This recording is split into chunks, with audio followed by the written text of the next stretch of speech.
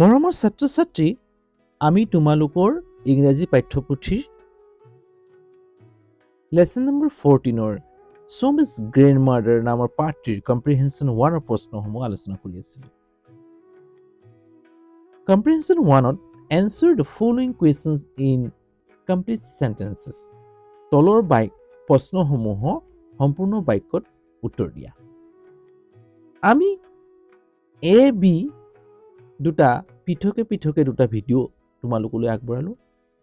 যদি ভিডিঅ'সমূহ নাই চোৱা তেতিয়াহ'লে চাই ল'বা আৰু কেনে পাইছা কমেণ্ট কৰিবলৈ নাপাহৰিবা। আজিলৈ আহা আমি 3 নম্বৰ অৰ্থাৎ C2 লিখো।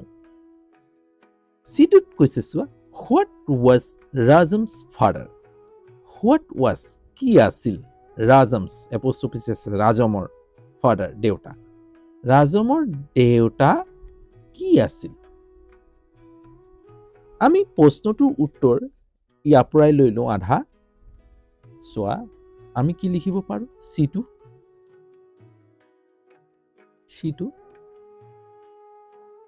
and লিখিলো। চোৱা Rajam's father লিখি দিয়া।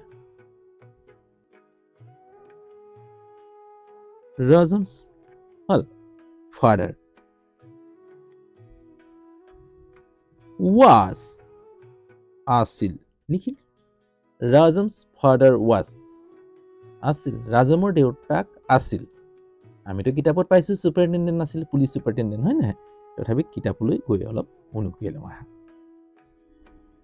চোৱা এই লিখিছে কি বুলি লিখিছে,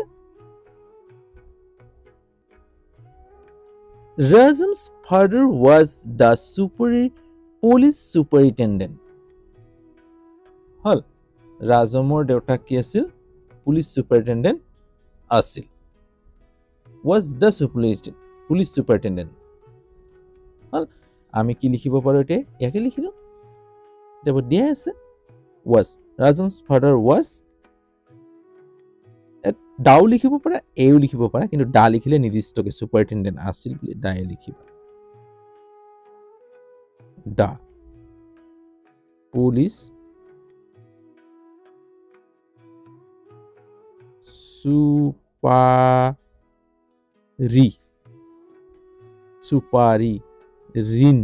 সুপাৰিনটেণ্ডেণ্ট হল। পৰি যাওঁতে প্ৰত্যেকটো আখৰ পৰি যাবা, তেতিয়া বানান ভুল নহয়।